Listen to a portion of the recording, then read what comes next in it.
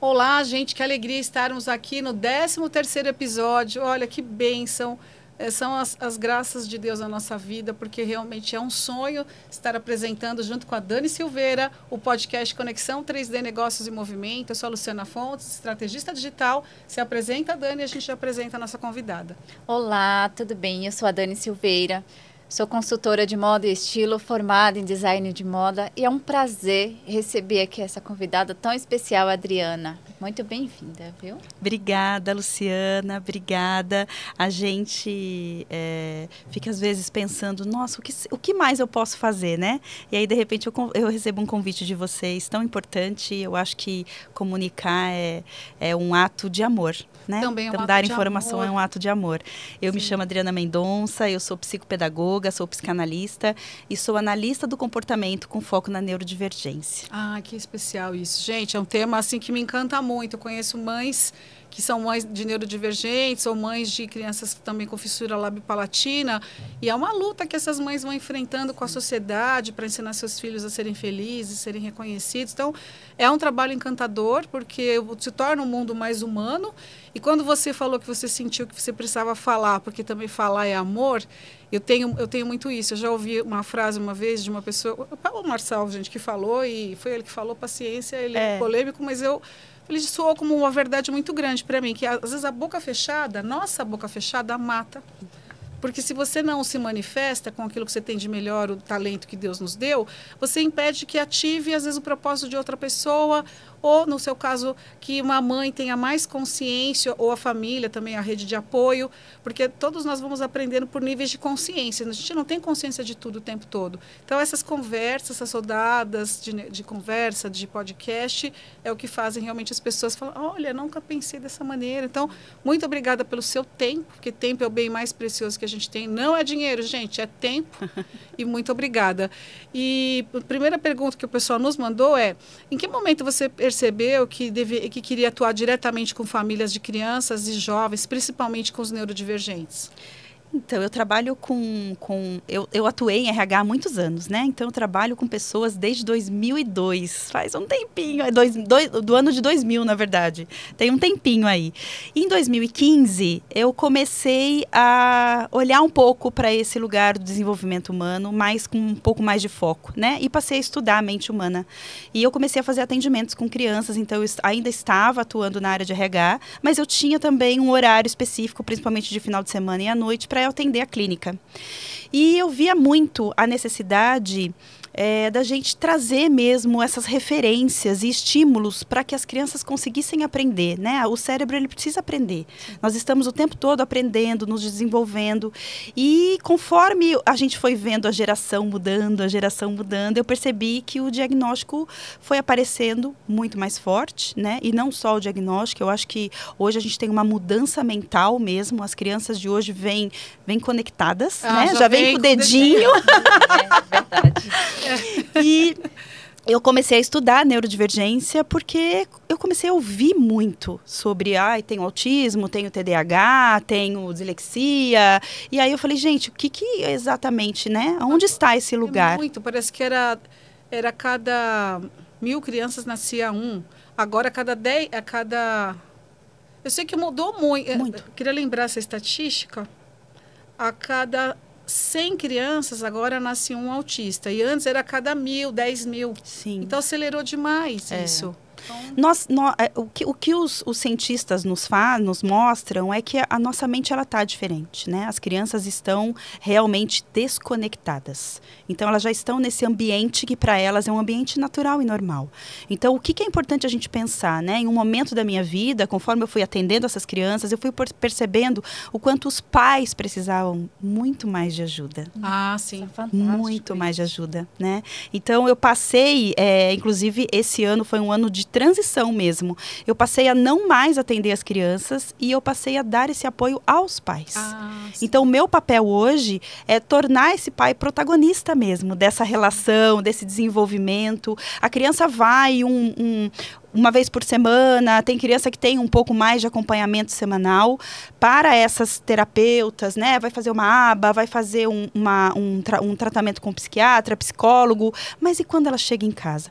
O maior tempo que ela fica é com os pais. Exatamente. E a criança com neurodivergência, ela precisa de um pouco mais de repetição, a gente aprende por repetição. Sim.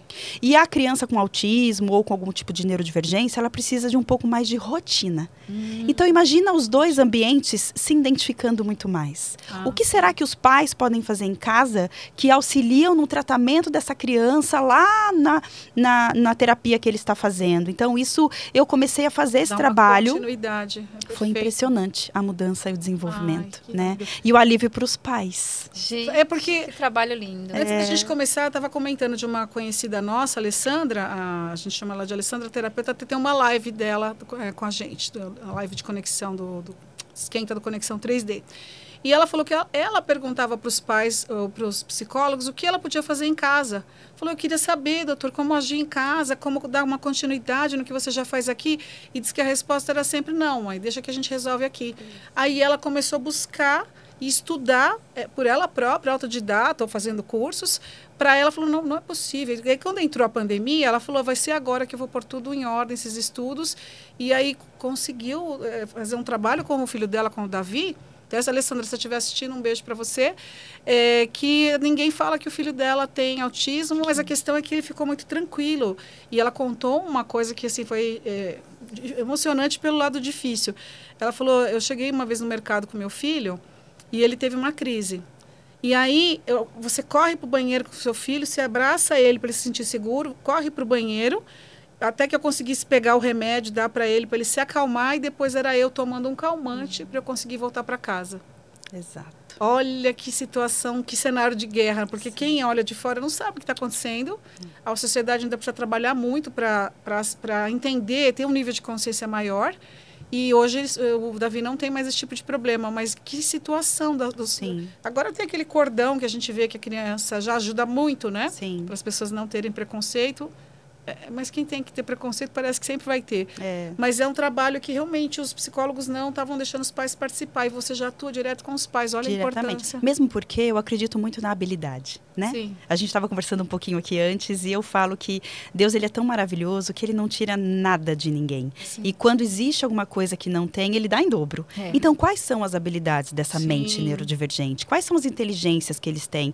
Qual a forma de se comunicar e de aprender? É isso que os pais precisam saber, né? Não adianta eu ter uma clínica que eu vou atender e vou fazer a diferença dessa criança num tempo tão curto. E tem um outro detalhe importante, que é aonde está o maior amor desse filho?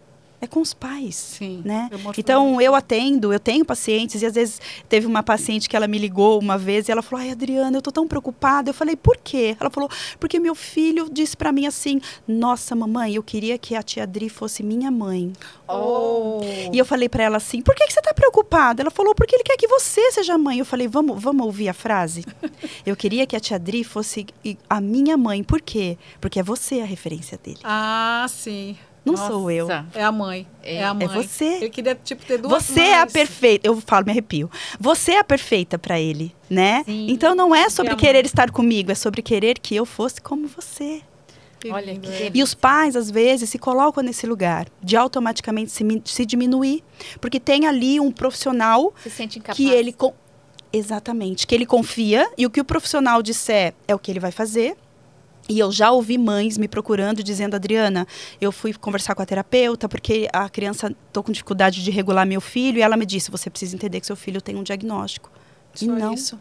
Definindo a criança pelo diagnóstico. Exatamente. Não, Existe inteligência. Todas as crianças são capazes de melhorar, de aprender, de se regular, de compreender os limites, né? Existe uma inteligência por trás. E sim, a gente estava falando antes também, o Messi é autista, é o jogador lá maravilhoso ali, o zagueiro da Argentina.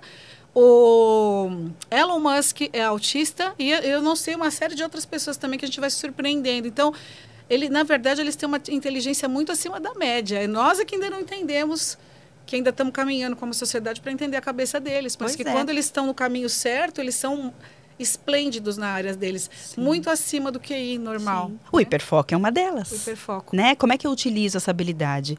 E como que eu ensino meu filho a se regular? O que ele precisa? Você me trouxe aqui a situação dessa mãe, né? Sim. Que cuida do filho e depois vai tomar um remédio para se acalmar. Como é que ela pode fazer o inverso? Se acalma antes, para esse filho ter ela como um porto seguro. Porque a calma dela é que acalma ele. Ai, que lindo isso, gente. Bem isso mesmo. Então, olha a importância desses pais terem segurança de que eles estão ali justamente para isso, né? Eu costumo brincar com eles, eu falo, olha, seu filho tem 6 anos, 7 anos, 8 anos, vocês dois são grandes.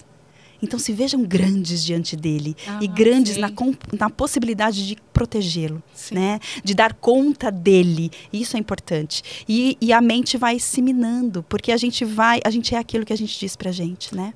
A gente acredita muito no que a gente conta pra gente. A gente já vai ouvindo, pegando pra gente essa frase. Ai, que delícia. Então a gente vai ouvindo esses pais, nossa, eu tô com dificuldade, nossa, eu não consigo regular o meu filho. Como é que ele vai conseguir se ele já diz pra ele que não? Não dá para jogar a toalha, né? Nós temos uma mente ali muito disposta a aprender. Nós temos muitas coisas que a gente pode fazer e a mudança é essa coisa mais linda. Ela é instantânea. A criança não precisa de muito tempo, ela precisa de muita rotina. Muita rotina. Eu já tive experiências de mudança com as crianças ali de um dia para o outro. Com ações que eu vou trazendo para os pais, que eu vou auxiliando, que eu vou ensinando, né? A criança está aprendendo, por exemplo, você tem a mente da criança até 5, 6 anos de idade, a parte lógica da mente ainda não está totalmente construída. Sim. Não se põe uma criança para pensar.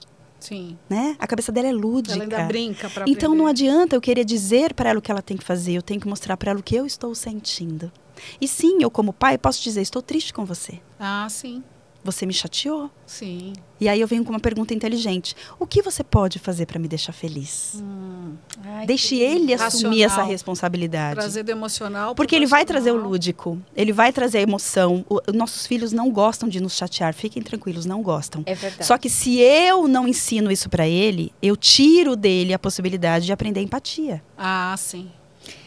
Que lindo. Sabe que eu lembrei? Olha, eu lembrei assim, eu tive dois, eu tenho a Lorena, que é a minha sobrinha, ela tem autismo, super inteligente. Tenho o Pedrinho, que já se foi, mas que nasceu com várias síndromes. Mas a repetição, eu lembrei que a minha irmã trabalhou muito isso, sobre a repetição, né, de ensinar. E aí ele foi aprendendo. Imagina uma criança que ela tinha os ouvidos lacrados, não enxergava, ele nasceu com hidrocefalia. E ele tinha, assim, os médicos diziam que ele ia viver só 14 dias e ele viveu 7 anos. Olha. Uau. E ele aprendeu, assim, ele foi uma criança, assim, bem desenvolvida. Ele só não tinha as deficiências, mas ele era como uma criança normal, comia normalmente. Ele fez várias cirurgias. E aí a gente vê como o amor de mãe. A minha irmã falou, não, eu vou trabalhar em cima disso, eu vou fazer tudo o que for necessário, até o dia final, né? Que ela sabia que ele tinha uma limitação de vida. E foi, nossa, que lindo. E aí, falando de mãe, eu lembro que, voltando aqui, que eu tenho 2 filhos, eu tenho um de 20 e o outro de 14. A conta não bate, né? Um de 20 e um de 14. Não bate. Não bate. E aí, quando você fala assim que o filho não gosta de chatear a mãe, é verdade. Eu lembro que eu falei pro meu filho, eu estava na faculdade, eu falei, filho, eu vi que você deixou a cama toda desarrumada, a toalha em cima da cama molhada. Eu fiquei tão triste com isso. E aí, perdeu um ponto comigo. Nossa, ele me respondeu no dia seguinte, assim, mãe, que ele saiu para trabalhar e eu ainda estava dormindo. Ele falou, mãe, eu fiquei muito triste de você ter ficado triste.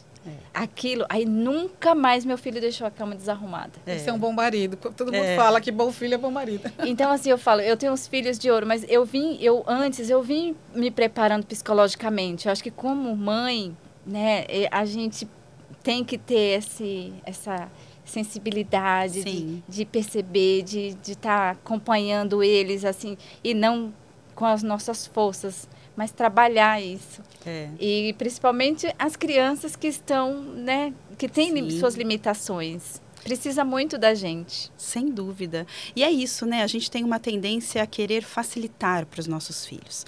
Só que a gente não pensa no pós, né? A gente pensa no agora. E a gente não raciocina sobre facilitar. O que é facilitar? Facilitar é eu ensinar o meu filho que existe limite. E que ele precisa se preocupar com o outro, porque quando ele for adulto, ele vai ser um adulto que pensa nas pessoas, Sim. que sabe conviver em comunidade. Então, eu preciso agora ensiná-lo como lida com as frustrações. E essa é a parte mais difícil, né? Eu tenho um projeto de palhaço de hospital, até eu posso falar aqui Por qual favor. é. Chama Trupe E Cada, que é com E comercial. Trupe Trupicada, com mas P é mudo, trupe. E Cada, né? A gente brinca que a gente trupica, mas não cai. E por que eu estou trazendo esse projeto? Porque a gente visita os hospitais e visita essas crianças também, né? A gente visita o hospital inteiro, mas a gente vai na pediatria principalmente. E quantas vezes eu me deparo com pais abrindo a porta do quarto e dizendo: meu filho tem autismo, ele não pode. Ah, sim. E nós esses dias, agora mesmo, recentemente, nós tivemos uma situação dessa onde a criança estava na recepção, só que ela estava de costa pra gente. E quando o pai nos viu, ele disse: ela tem medo, não venha aqui. E nós respeitamos, porque o pai está ali. E de repente essa criança nos viu. Quando ela nos viu, ela abriu um sorriso enorme. E a gente percebeu a reação dela e nos movimentamos de longe. Ela tinha paralisia cerebral. E ela foi se movimentando e ficando feliz. E esse pai nos deixou chegar até ela. Mas quantos pais deixam de proporcionar para essa criança um bom estímulo, uma boa experiência? Porque até então, ele achou que ela tinha medo, mas ela estava pronta para receber o estímulo. E tem uma coisa importante que eu gosto de falar. Eu gosto de comunicar com os pais, porque eu não estou aqui para falar de termos técnicos. Sim. Eu estou aqui para falar sobre pessoas que não precisam saber tecnicamente o que significa o autismo. Elas precisam saber o que elas fazem com isso, né? Então tem uma coisa no nosso cérebro que se chama neurônio espelho. Estamos o tempo todo copiando as pessoas, porque a gente precisa de referência para lidar, para sobreviver, para inclusive tomar decisões. Por isso que network é tão importante, porque quando você está com pessoas, neuroespelho, eu aprendi mais uma hoje. Porque a gente sempre está copiando as pessoas que a gente mais admira. Quem os nossos filhos copiam? A gente. Então, quando vem uma mãe e fala: ai, meu filho tá assim, eu falo: se olha no espelho. Vamos mudar você? Porque provavelmente ele te copia em algum lugar. Só que eu sou uma mente individual. Então, eu te copio, mas faço do meu jeito. Então, quando eu olho para ele e falo: mas por que ele faz isso? Eu esqueço que fui eu que fiz alguma coisa parecida, né? E que ele ali ressignificou na mente inteligente que ele tem e construiu isso. Então, imagina um pai dizendo para essa criança, ou essa criança ouvindo: eu não sei lidar com meu filho. Eu não sei fazer isso com ele. O que ele diz? Eu sou um problema. Então, eu sou ruim. Para que eu vou me desenvolver? Então, olha a importância do dia a dia. Eu não preciso aprender e nem ensinar para os pais nada técnico. Eu preciso ensinar para eles o dia a dia.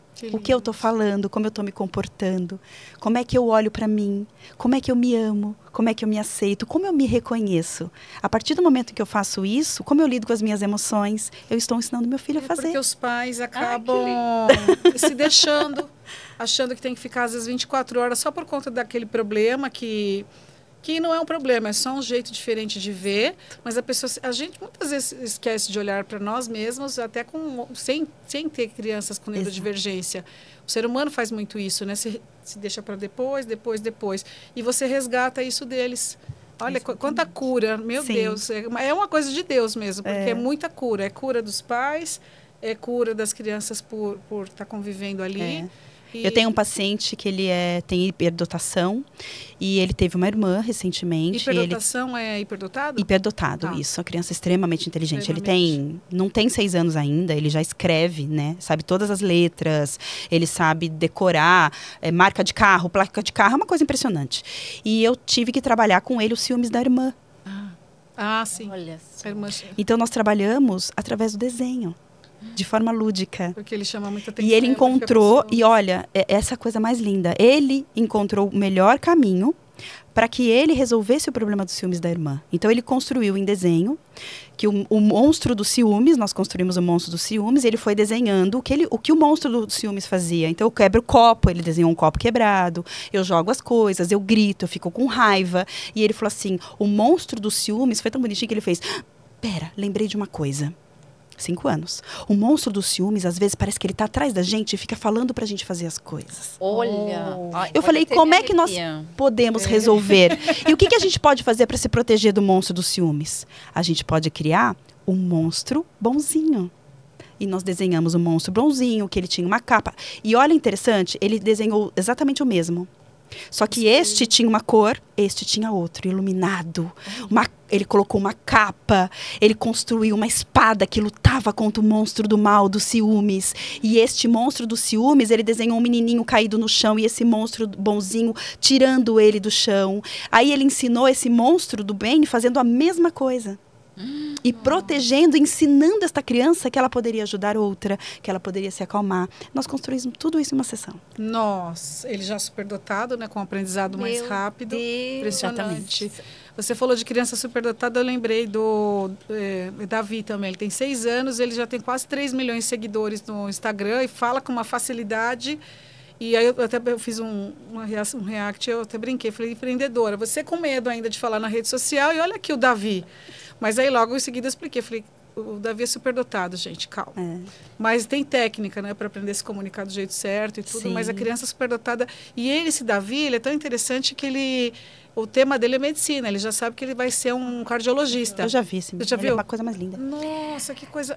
Ele fala melhor que muito médico formado já. Então, assim, são coisas que Deus nos prepara, sim. Dá realmente os talentos para cada um de nós e tem gente que tem uma visão muito além desse mundo, dessa realidade. É impressionante como vão sendo construídas pontes e o conhecimento de um junta com o conhecimento do outro, essas crianças chegando e a gente tendo que se preparar para receber eles. Nossa, que missão mais maravilhosa, Adriana. Mais obrigada, maravilhosa. gostoso. Porque as histórias que você está trazendo são encantadoras e dá uma... Olha... Mesmo não estando nesse lugar de ser mãe de uma criança neurodivergente, a gente sente uma calma. Sim. E uma paz, porque a gente sabe que o seu trabalho vai trazer muita cura. Então é encantador. Muito obrigada. Obrigada a vocês por essa oportunidade. Eu estou aqui, porque assim, quando a gente é mãe, a gente fica assim, né? Porque a gente pensa nas possibilidades, como que eu lido nessa situação. E eu aprendo muito com os meus filhos. Isso. Então, todas as vezes quando eles estão nervosos, eu respeito. Olha, quando você estiver calma, a gente conversa, tá? Então, é assim que a gente vai... E eu vou descobrindo. Aí ele, nossa, a mãe não vai querer falar comigo agora? Depois ou às vezes, que a gente mora em prédio, aí sobe correndo, nervoso. Às vezes, teve alguma divergência lá com um amiguinho. E aí, sobe chorando. Aí eu, o que foi? Não quero falar agora. Então, tá bom. Entra no quarto. Quando você estiver calmo, você me chama, a gente conversa. E assim vai. Mas, doutora Adriana, conta pra gente, quais os principais desafios que os pais enfrentam ao lidar com o desenvolvimento dos filhos com neurodivergência? Olha, eu acredito que é o diagnóstico. Porque hoje nós temos profissionais e profissionais, né? E hoje, infelizmente, tudo é autismo. Eles põem tudo Tudo é autismo, tudo é TDAH, tudo é um problema e esses pais ficam de mãos atadas no desenvolvimento dessas crianças. Porque a partir do momento em que eu recebo um diagnóstico e que eu não tenho um suporte para olhar para esse diagnóstico apenas como um comportamento, né, um modelo comportamental, eu bloqueio todo o desenvolvimento do meu filho. Então, eu acho que o maior desafio que os pais têm passado é o que eles vão fazer com essa informação que eles vêm recebendo, porque a gente vê muitos profissionais e a gente sabe o que tem por trás, né, indústria de remédio e tudo mais. Então, infelizmente, eu vejo que esses pais estão realmente na mão dessas pessoas.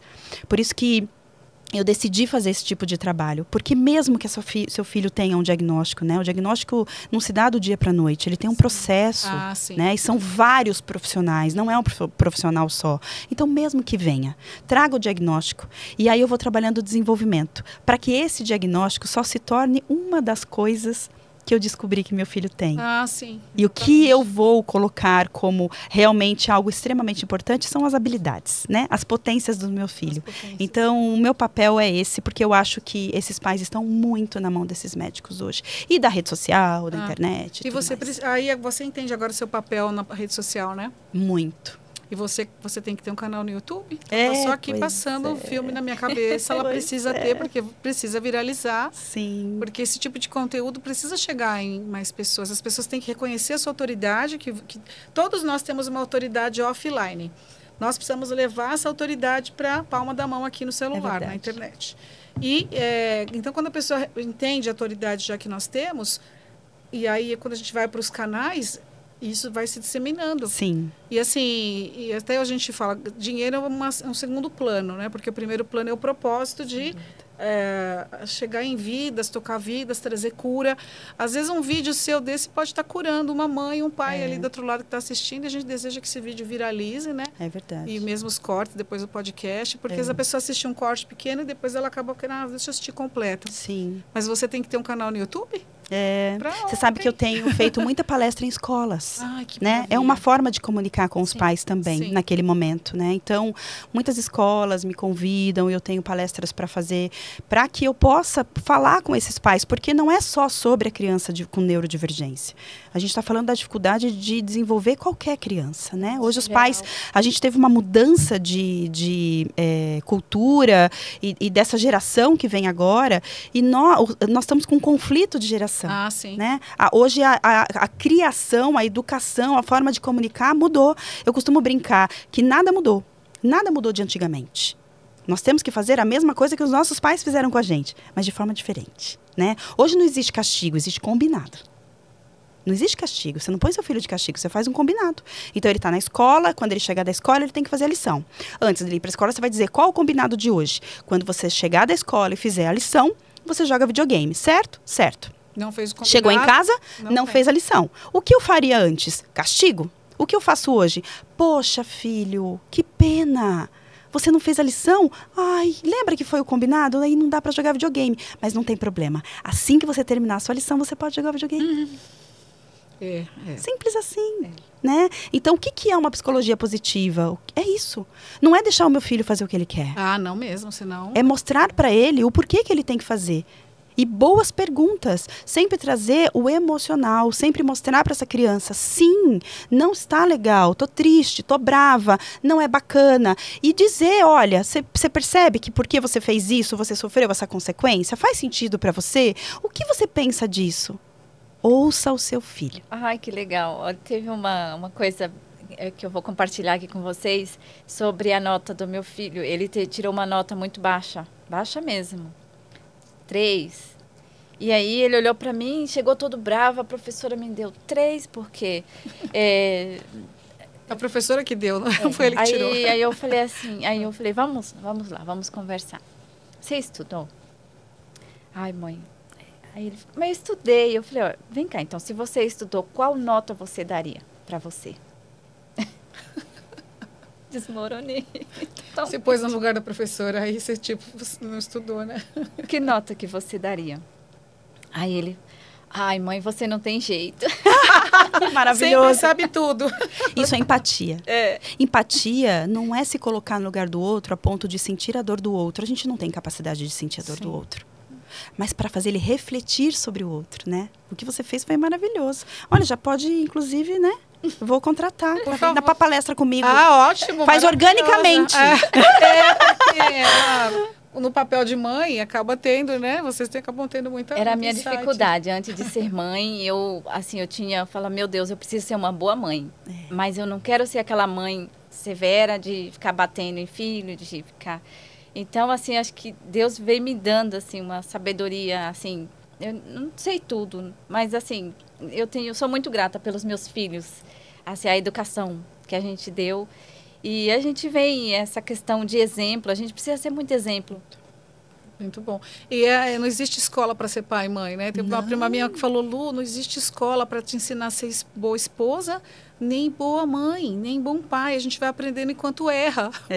Eu vou trazer aqui uma frase de um psicanalista que eu gosto muito de estudar, que ele chama Winnicott, que ele diz que a mãe deve ser suficientemente boa, fazer aquilo que ela consegue fazer, né? A espontaneidade, ela é muito importante. A gente só aprende com os erros. Sim. Não estou falando sobre acertar, mas eu estou falando sobre você ser você, né? Durante muito tempo, a gente fica querendo fazer o que tem que fazer e o que precisa ser feito, né? Então, é uma troca muito íntima. Sim. E essa permissão, eu acho que tem uma frase que fala, você, como que é? Você virou mãe, você já ganha uma culpa. Ganha um filho, ganha uma culpa, né?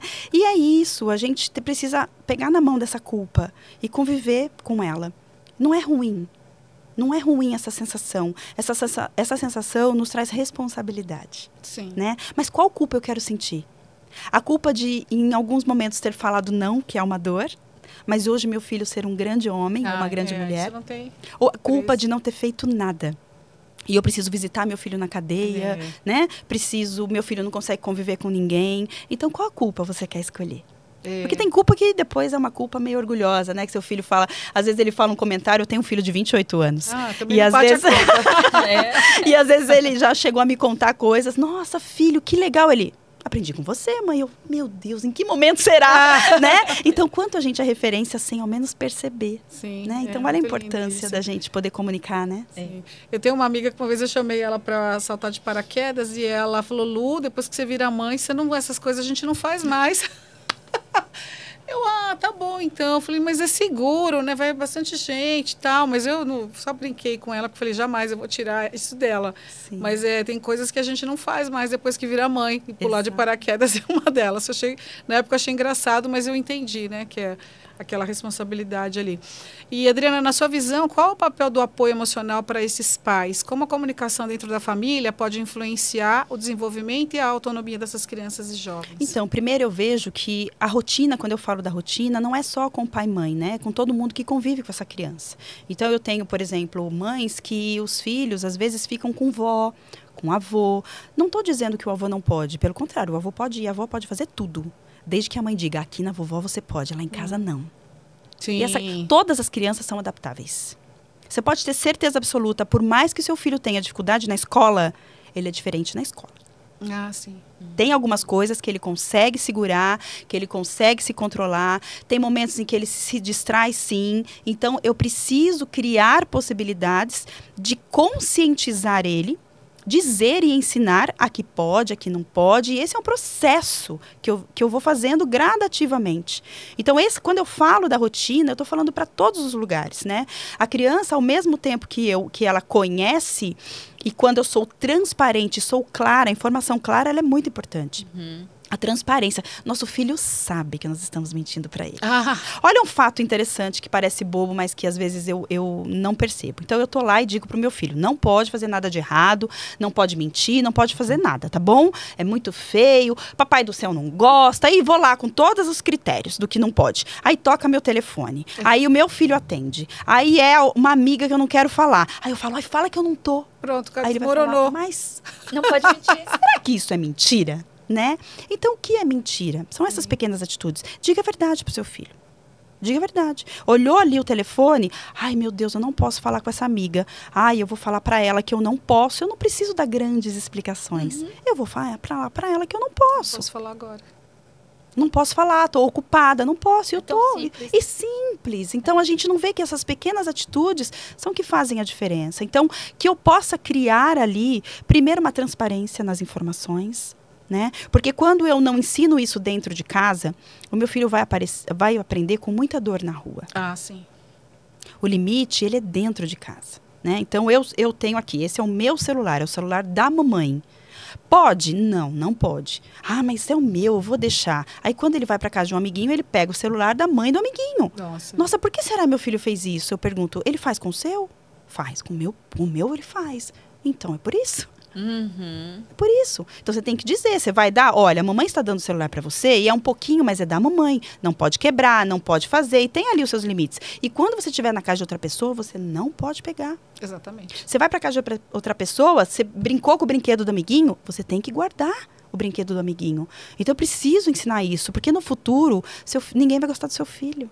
Sim. Qual culpa você quer sentir? Escolha o seu difícil, né? Exato. Né? Os desafios da vida, né? Desafios. É trazer muito para a realidade, é trazer muito nível de consciência. Total. São questões que a pessoa nunca parou para pensar. Não. E aí, em sessões com você, vão aprendendo. Nossa, seus conteúdos vão ser maravilhosos. Já estou imaginando aqui. Eu tenho uma experiência com um casal, muito lindo, que eu comecei a fazer esse trabalho com eles. O filho tem autista, desregula muito, muito, muito. E nós fizemos uma sessão uma vez que eles estavam muito nervosos. E eles começaram a discutir na sessão. E eu parei por um momento, fiquei olhando e eu falei, pedi para eles, agora, posso falar? Pode. Então, posso pedir para vocês fazerem uma coisa? Por favor, se abracem. Olha um para o olho do outro. Já chorando. E diz assim, tá difícil para mim. Diga um para o outro, eu estou com dificuldade, eu estou com medo, eu estou nervoso, eu não sei o que fazer. E diga um para o outro, eu vou te apoiar. Lindo isso. Não tem como. Fantástico. Se você não começar por esse lugar, é impossível que você faça qualquer coisa. Qual a técnica que eu vou ensinar para esses pais? O que eu vou dizer para eles? Não estão nem se ouvindo. Nem se ouvindo. Eles não estão como força. Aí eu disse assim, o filho de vocês precisa de vocês inteiro. Não é um pedaço de cada um. Exatamente. Não é a opinião de cada um. Não é o apontamento de quem está certo ou quem está errado. Isso é o que menos importa. O que importa é o que a gente vai fazer agora junto por isso. E foi muito legal. Foi muito lindo. Vai passando várias cenas. Nós temos isso. Nós precisamos resolver. Nós precisamos ter... força, né? Força, base. E encontrar solução para cada situação né? Que vem ali. Porque são várias. E cada vez que fica adolescente, mais ainda. Então, assim, vai aumentando, né? a situação. E, Adriana, quais são os principais obstáculos que os jovens, principalmente os neurodivergentes, o que eles enfrentam ao buscar uma oportunidade profissional? Primeiro que eu acho que é o preconceito mesmo, né? Esse olhar que foi criado que a neurodivergência, o autismo, o TDAH e seja lá o que for, é um problema, né? E não é um modelo de comportamento. Então, e a gente passa a não explorar. Eu tenho um outro processo que eu faço, que eu preparo jovens para o mercado de trabalho, jovens com autismo, né? Eu faço uma mentoria com jovens que queiram estar entrando no mercado de trabalho e a gente vai trabalhando as habilidades mesmo deles, né? Porque existe um comportamento ali. Sim. E o que eu vou usar? Né? É a criatividade, é o hiperfoco. Como é que a empresa pode usar isso a seu favor? Sim. Mas como é que esta criança, esse jovem, na verdade, né? Criança não jovem, que está com essa trava, eu tenho um problema, eu sou um autista, vai conseguir dizer para uma empresa numa entrevista, olha, eu tenho uma coisa que é hiperfoco e olha, para essa vaga é muito bom. Eu sou muito bom nisso. Aqui. Exatamente. Eu assisti aquele filme maravilhoso, que eu fico brava com a Netflix, porque não trouxe logo a segunda, terceira, 10ª temporada, que é a da advogada extraordinária. Ela tem autismo. É advogada, eu sempre esqueço o nome, porque é...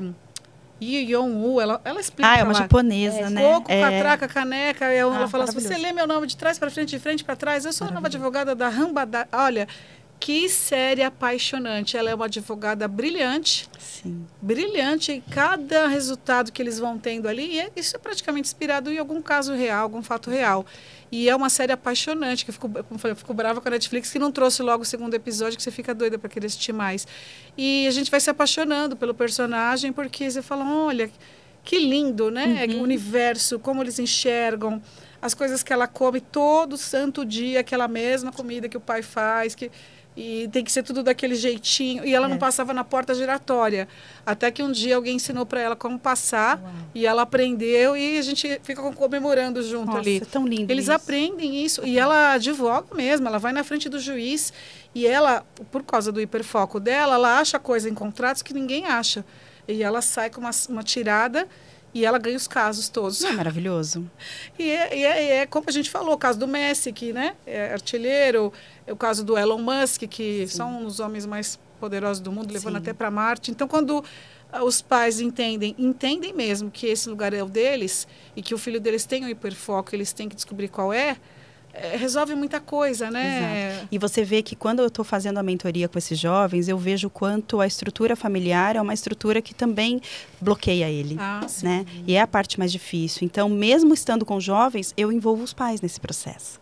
Sim. E eu faço uma sessão dele com os pais e eu fico perguntando qual é a habilidade que você enxerga no seu filho. E você vai vendo o filho falando, uau! Então, legal. Que legal!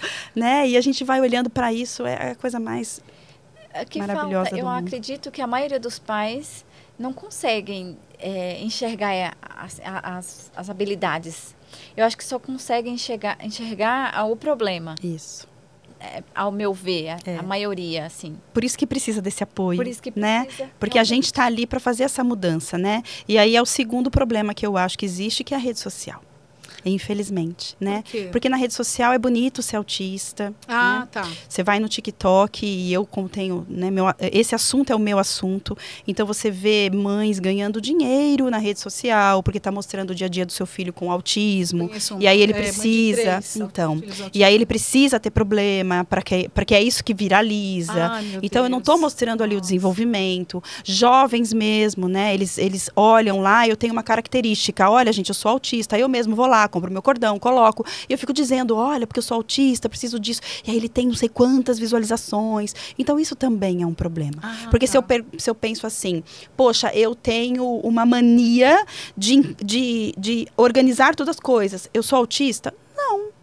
Não necessariamente. Ah, sim. Porque o diagnóstico ele não dá por uma característica, né? São várias. Eu só consigo um diagnóstico de autismo quando essa criança ou esse jovem, ou esse adulto, ele precisa estar ali dentro de todas as características, ou pelo menos 80% das características. E quais são elas? Eu sei que o pessoal deve estar perguntando. Eu até trouxe aqui, porque ela é bastante coisa. Então, eu preciso estar dentro dos movimentos motores ou a falta como que fala? Envolvimento social, esse é um problema. O outro é a mesmice, as rotinas intensas. Outro é os interesses restritos e fixos, isso o tempo todo. As sensações sensoriais atípicas. A estereotipia, né? Que você fica fazendo movimentos, que você não para. Então, eu preciso estar enquadrada em todas essas. E essas são os títulos. Dentro dessas, eu tenho uma análise detalhada de cada situação que isso acontece. E não é de vez em quando, né? Às vezes eu tô lá nervosa, vou começar uma coisa. E aí eu começo a ficar nervosa, aí eu começo a mexer a mão, mas isso não significa que eu tenho autismo. Pode ser um momento de relaxamento, né? Não significa que seu filho tem autismo. Sim. Então, olha quantas coisas dificultam essa relação com o desenvolvimento, né? Dessa criança, desse jovem e até do adulto mesmo. Eu tive uma cliente que ela descobriu ter TDAH de adulta. Ela mora fora do país e ela começou, o Instagram dela acho que é iTDAH. E aí tem 300 mil seguidores. iTDAH de adulto. Pois é. Então ela começou a entender muita coisa que ela era comparada com a irmã. Só que agora ela sabe que ela tem um diagnóstico. E eu parei de acompanhar porque é muita coisa e tem muita coisa. Eu também trabalho com isso. Se eu ficar olhando tudo, eu não trabalho ou não vivo. É muita coisa. Mas tem muito adulto se descobrindo ou com autismo ou com TDAH. Então, às vezes vem um paciente e ele me fala, nossa, Adriana, eu tenho TDAH. Eu falo, uau, que legal. Vou te falar quais as habilidades. Quais as habilidades que tem um TDAH, que tem uma pessoa com autismo, que tem uma pessoa aí com hiperfoco. O que será que elas podem fazer de bom? Porque é sempre esse lugar. Nossa, eu tenho TDAH, viu? Sou um problema. Não. É que a pessoa acha que aquilo é um problemão. Nossa, porque eu tenho TDAH, então eu sou uma pessoa limitada. Não necessariamente. Não necessariamente. Né? E tem algumas, como eu sou especialista em análise do comportamento também, existem alguns perfis comportamentais. Por exemplo, eu sou tenho um perfil comportamental extremamente proativo. Né? Eu faço 1000 coisas ao mesmo tempo. E aí, às vezes, eu não termino nenhuma. Aí eu vou dizer que eu tenho TDAH? Não, eu sou muito proativa. Quando não termina, é prolixo? Não, prolixo não. É quando não termina, ai, meu Deus, tem o mania de perfeccionismo e aquele que empurra para depois. Procrastina, né? Procrastinação. Maravilhoso esse assunto, porque procrastinar, o que é procrastinar? É dizer que eu tenho algo mais interessante para fazer do que aquilo que eu preciso fazer. O tempo todo. Todos nós procrastinamos. E procrastinar não é um problema, e nem tem cura. Procrastinação melhora, né? É uma opção. Então, por que eu estou procrastinando? Ou porque é chato, ou porque eu estou interessada em outra coisa, ou porque aquilo, é um esforço que, na verdade, eu nem vou morrer se eu não fizer. Então, a minha mente, ela foi feita para me manter vivo. E como é que ela me mantém vivo?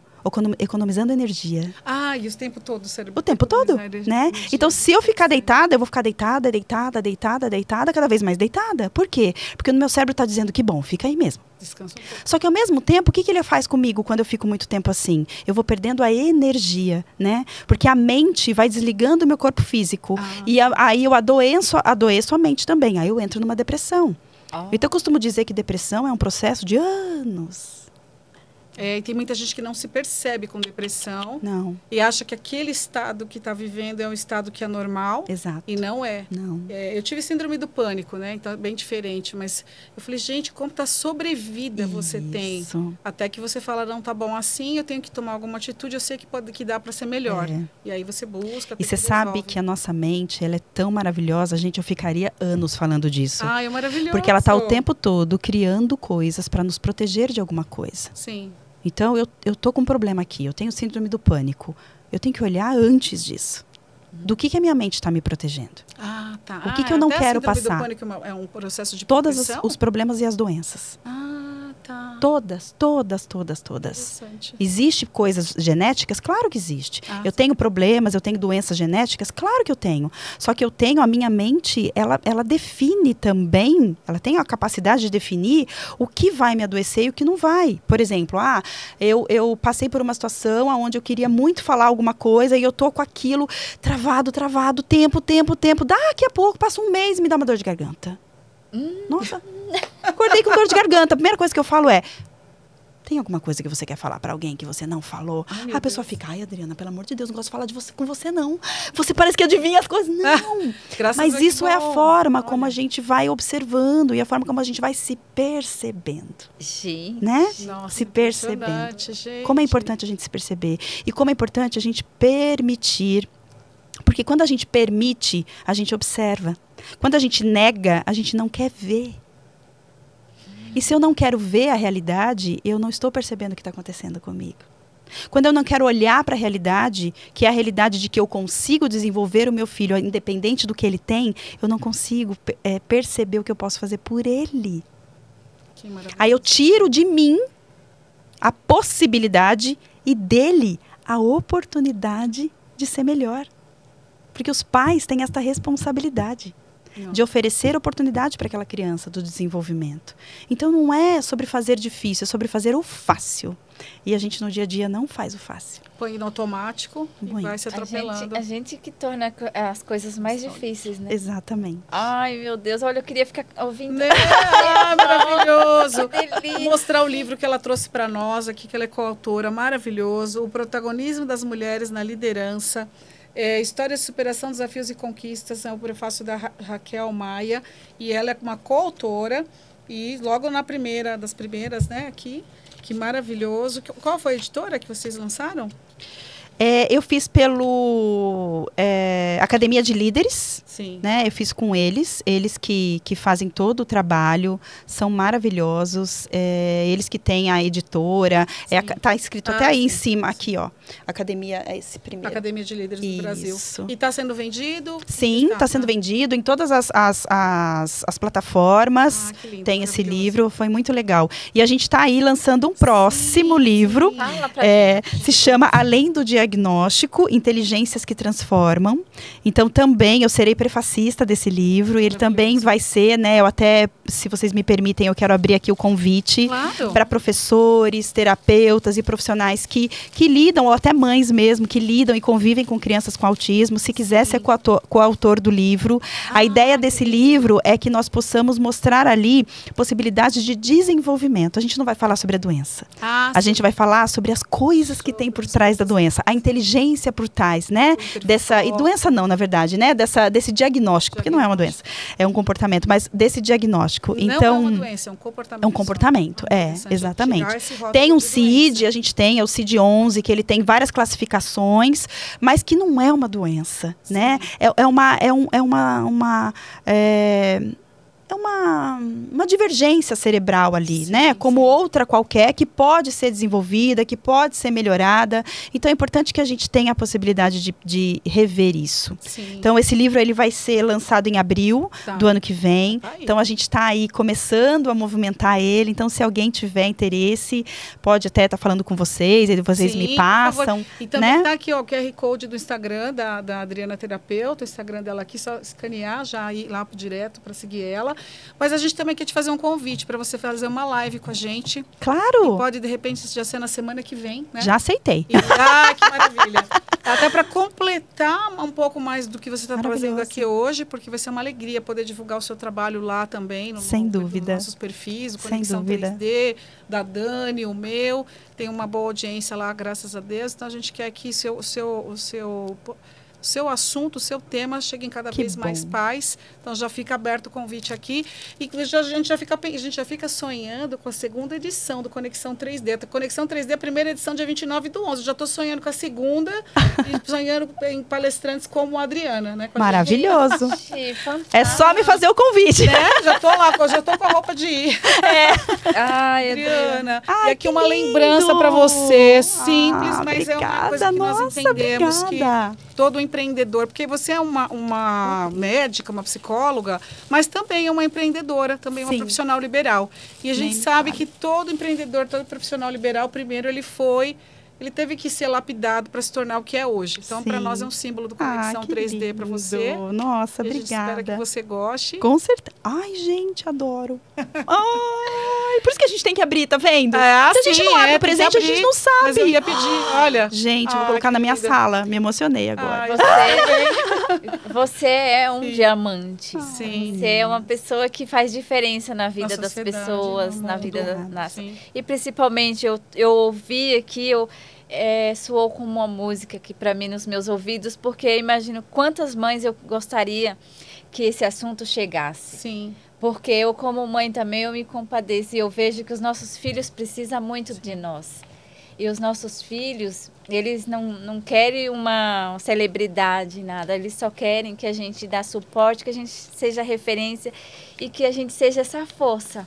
Que você fala tão lindamente, assim, parabéns, viu? Obrigada. Eu costumo dizer que os nossos filhos querem que nós tenhamos coragem, né? Porque se a gente tiver, eles terão também. Que lindo. E eles nos passam isso. Quando eu vejo, quando eu tô, assim, tão sensível, eles, mãe, você vai conseguir. Você vai conseguir. Então, eles passam isso pra gente o tempo todo. Então, quantas mães... Nossa, eu peço em oração a Deus que muita gente consiga alcançar aí seu conteúdo. E também que outros psicólogos também atuem como você atua. Então, você é uma pessoa que você vai orientar outros. Sim, vai ter muitos psicólogos debaixo do seu... É um método, né, que você tem. Exatamente. Então, a sua metodologia ela precisa alcançar muitos estados, muitas... Exatamente. Né? Então, a gente deseja que você alcance postos grandes para poder descer isso de cima para baixo. Né? Obrigada, meninas. Eu quero, assim... Eu tô há pouco tempo, né? Conheço vocês há tão pouco tempo. E quando eu vi... Que coisa, né? Eu acredito muito nisso. E eu fiquei desesperada. Já falei com a Luciana aí rapidinho. Eu falei, não, pelo amor de Deus, eu preciso, porque eu estou buscando essa oportunidade, né? De poder me comunicar, ter espaços como o de vocês. E eu tinha certeza que ia ser extremamente especial. Então, eu agradeço muito por vocês me oferecerem essa oportunidade de estar aqui. Sim, e já está marcado. Vamos só marcar a data e o horário da live na semana. Claro. Você vê sua agenda. Pode ser de manhã, pode ser de tarde. Combinadíssimo. A gente dá preferência nesses horários. Nossa, ótimo. Para mim, até melhor. Que bom. Porque para a gente pegar alcance em todas as plataformas. Obrigada. Deus abençoe vocês por isso, viu? Deus abençoe. Nós amamos também. Muito obrigada do seu tempo mais uma vez. E já te convidamos para voltar para fazer uma série de podcasts também. Vamos dividir em assuntos, né? Temos um monte. Temos muitas, verdade. Obrigada, meninas. Fiquei maravilhada, viu? Obrigada. Vou pedir para o pessoal compartilhar, deixar o like, também compartilhar nos grupos da família, nos grupos do WhatsApp, porque é um tema extremamente relevante que a gente precisa... É uma missão que a gente tem de compartilhar conteúdos como esse da Adriana.